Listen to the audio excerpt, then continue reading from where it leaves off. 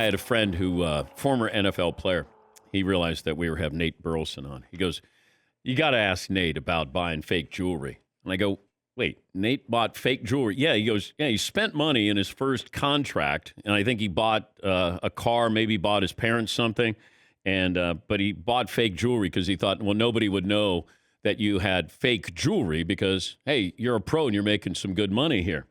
You're being smart with your money." Nate Burleson, on loan from CBS Sports, also Nickelodeon. Nate, is that true that you had fake jewelry with your first contract? Yes, that is very true. First, let me say thanks for having me on. I appreciate it. Yeah, definitely. When I first got in the league, there were priorities, and it was paying down certain bills that my mother and father had, making sure that we were secure in a couple of homes that I wanted to buy for them. Make sure my wife was taken care of. And then when it came to me, I knew that I wanted jewelry, but I also wanted jewelry more for the look of it. And I was buying jewelry because I thought it looked cool on me. So in my first contract, I was going down to New York or any bootleg swamp meet and give me something shiny that you couldn't tell the difference if it was real or fake. Now at 39, I buy jewelry for different reasons. I don't buy it because I want people to see it. I buy it because I really like it. And I think that's the difference between young Nate Burleson and old Nate Burleson. At this age, whatever I buy, I do it for myself. And most of the time I buy it not to wear it, just so I can have it and I appreciate it. You should go to the rookie symposium and tell those rookies, hey, you're going to get money. Do the right thing for your family, but save your money. There's nothing wrong with fake jewelry. You're right about that. Listen, I'll tell these guys in a heartbeat. If you get a contract, one, invest it properly and know what you're investing in. So you're going to have to educate yourself. Save more money than you spend. Go ahead and buy you some land because they don't make that anymore. And forget about all the fancy stuff, the car that depreciates off the lot and the diamonds that you can buy 3 contracts from now. So there's always time to spend money on stupid stuff. How about you make stupid money and then buy stupid things? See, it's that kind of logic, down-to-earth, fatherly advice that came through on Nickelodeon because that broadcast was so much fun. I tuned over, and then I didn't tune back in to Jim Nantz and Tony Romo. And I was wondering, because you have kids, does it help you in explaining things as you did to a younger audience on Nickelodeon? It does. It does. When I first got the news, I went home and over dinner, I was talking to my kids. I have a 16-year-old, little Nate, 14-year-old Nehemiah, and a 10-year-old, that's my baby girl, Mia Pearl. And I was asking them about the new Nickelodeon shows that I might not be hip to because I'm familiar with the old school stuff, the Double Dares and all of those different shows like Rugrats. But the new era shows I wasn't caught up on as much as I needed to be. And then I wanted to figure out, to be honest, like what's hip? Like, what are kids saying?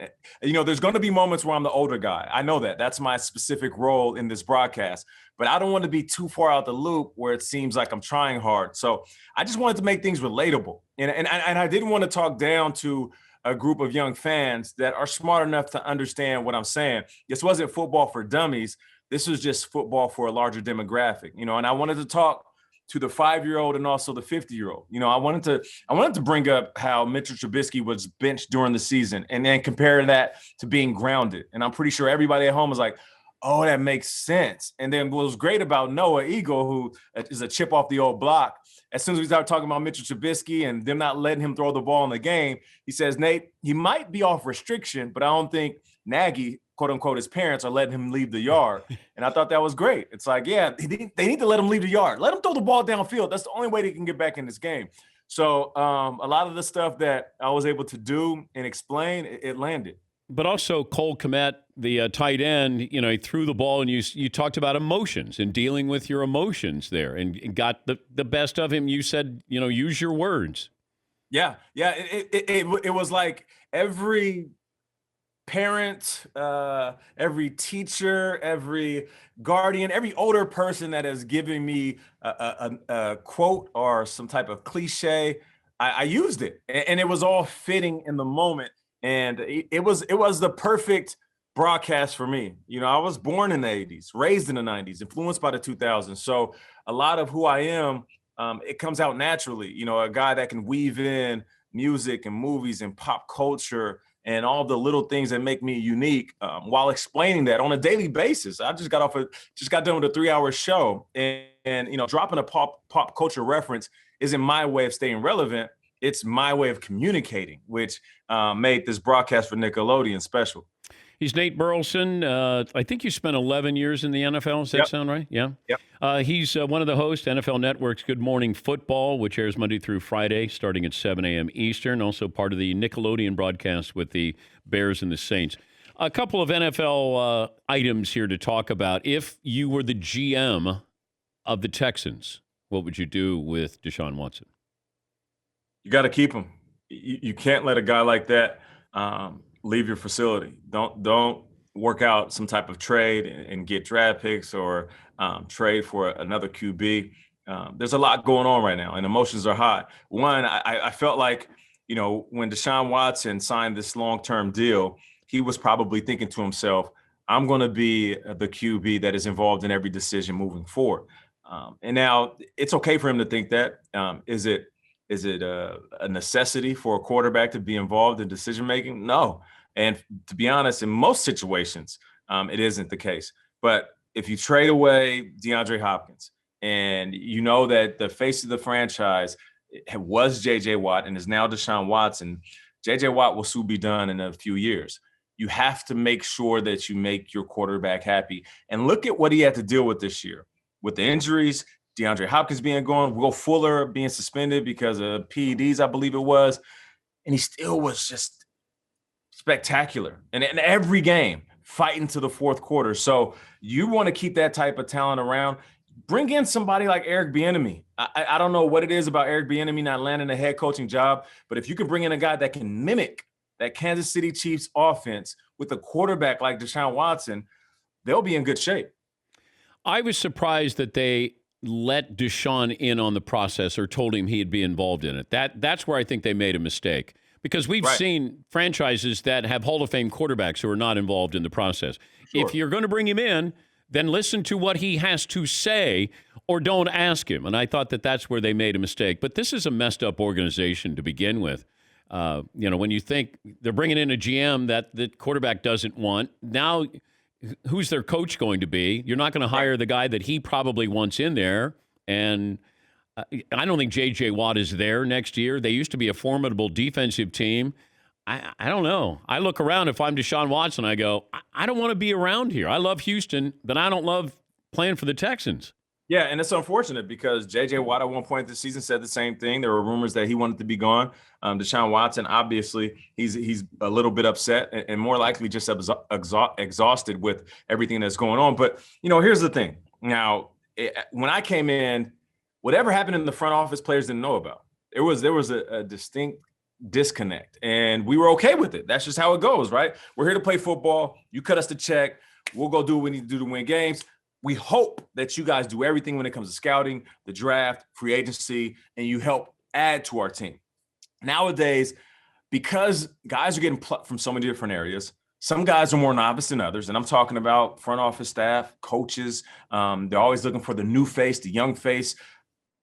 You might have to collaborate with your quarterback because these QBs are different. They're a lot smarter. They've been playing football for a long time. If you're Matt LaFleur and you go to Green Bay, you're going to want to connect with Aaron Rodgers. You're going to want to collaborate with him on what's best for the team. If you're Bruce Arians, as long as he's been around, the resume that he has, he wants to collaborate with Tom Brady and appreciate what he knows and then try to apply that to the offense.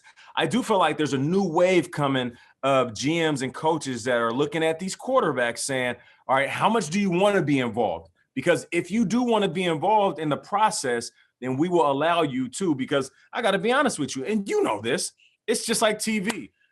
There might be a coach that comes in that doesn't know half what the quarterback knows.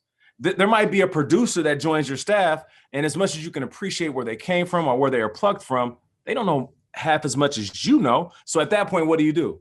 Are you a complete jerk and saying, this is my way or the highway? Or are you saying, hey, I'm going to listen to what you got to bring to the table, but let me show you what I have, and let's figure out the best game plan to give the best show or to be the best team.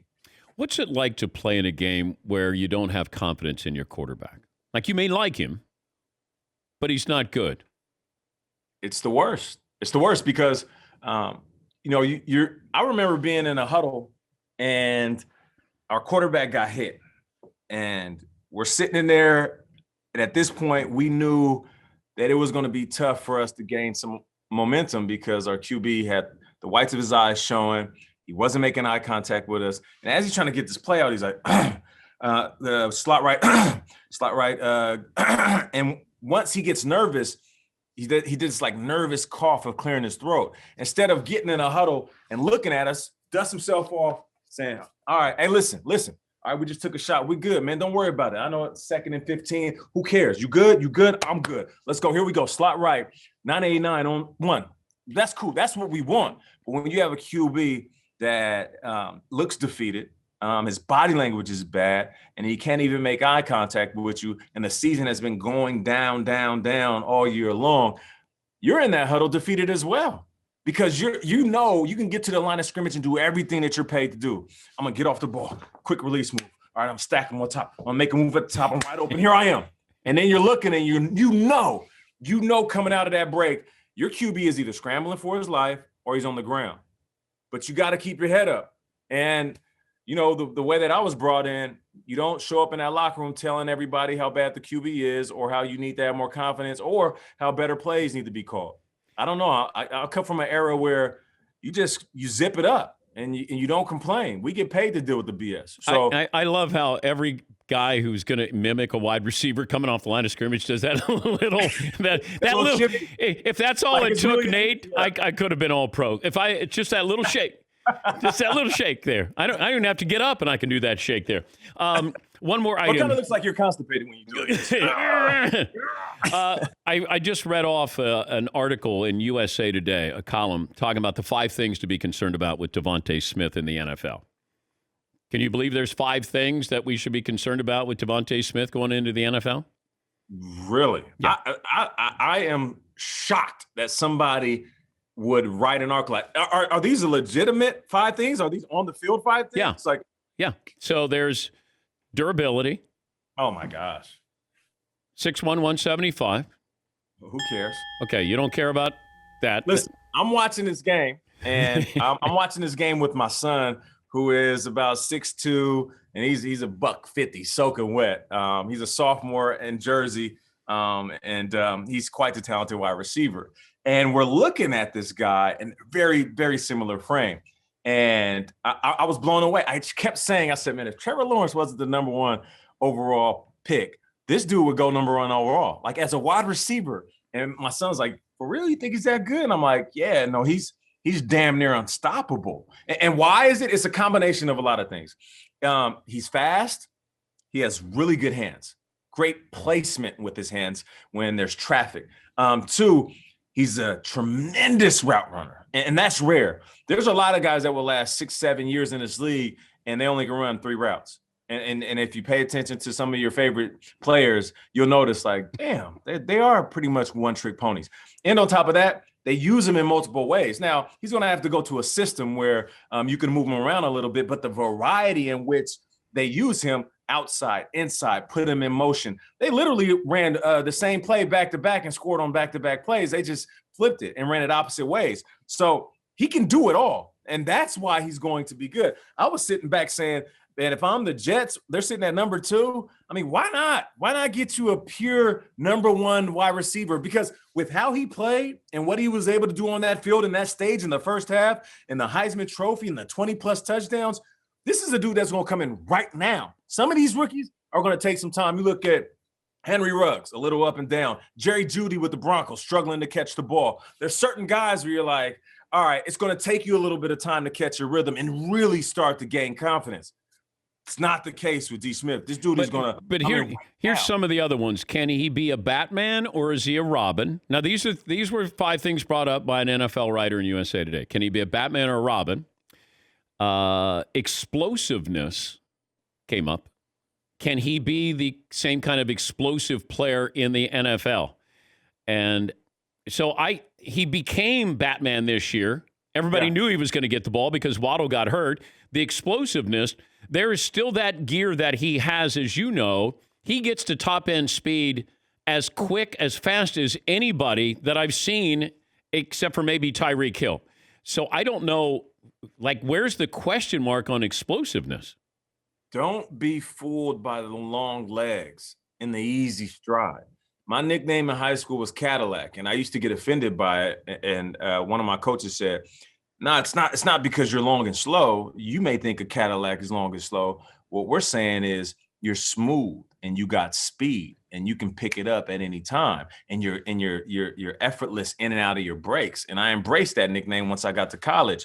He's like a smooth vehicle. And the thing is, like, he made a decision to let these other guys that might have had a little bit more hype enter the draft. He could have entered the draft, but he held on to the right time. And that's what makes him even more dangerous, is the fact that he spent 4 years polishing up his craft. Yeah. And he can beat you man coverage. There's a reason why he's open by 2 or 3 yards when one guy's guarding him. He could beat you when there's zone coverage.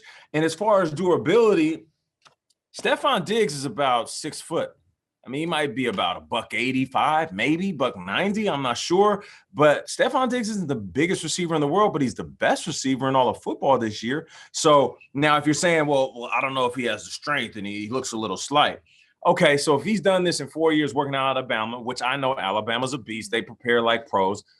What happens when he gets that grown man strength? What happens when you go through those grown man situations? You know what I'm saying? When you start paying grown man bills, you get a little bit stronger. How, like, when real life hits you, you get a little bit stronger. Your mustache starts coming in, your voice gets deep, chest gets hairy. What happens when he hits his mid-20s and real life hits him, and then he's out there playing? He's not playing for a turkey sandwich at the cafeteria at Alabama. He's playing for $1 million check. That's a different. But Marvin Harrison was 6 foot 179 at the combine there. And that's what I'm saying. But also, my thing with Devonta Smith is you talk or any draft pick, you talk yourself out of a pick because you look at the negatives. And that's why I always say, I don't understand that. If your positives outweigh your negatives, then that's what you have to focus on. Not, I don't know if he's strong enough. That's where it gets dangerous. And I think that's what the Bears probably did with Deshaun Watson. He's kind of slight, and I don't know if he can hang. Mahomes seems like he wants to be Brett Favre. Let's get this conservative Mitchell Trubisky guy who looks like he's durable and he can play and he's athletic. You talk yourself out of this, and I think that's the dangerous part of this. And how many teams talk themselves out of drafting Lamar Jackson? Oh, I know, because they said, he can't throw. Including the Baltimore Ravens. Yeah. Right? They passed him up in the first round. They got him at the last pick. Hey, it's great to talk to you. Congrats on the success, and even Extra, as I watch Extra every night, just because I want to check in on Billy Bush, make sure he's behaving. But no doubt about it. I keep him in check. He's good to go. Yeah. Actually, I'm tuning in to watch his co-host. Yeah. Jennifer, yeah. No, not you. No, Jennifer. No. J-Law. Yeah. That's my girl. That's my girl. She's doing a good job. Watching her. Thank you, Nate. We appreciate your time as always. Of course, man. Great stuff. That's Nate Burleson. He's got a lot of jobs there. He's Extra. He's Nickelodeon. He's CBS pregame show. He's NFL Network. Good Morning Football.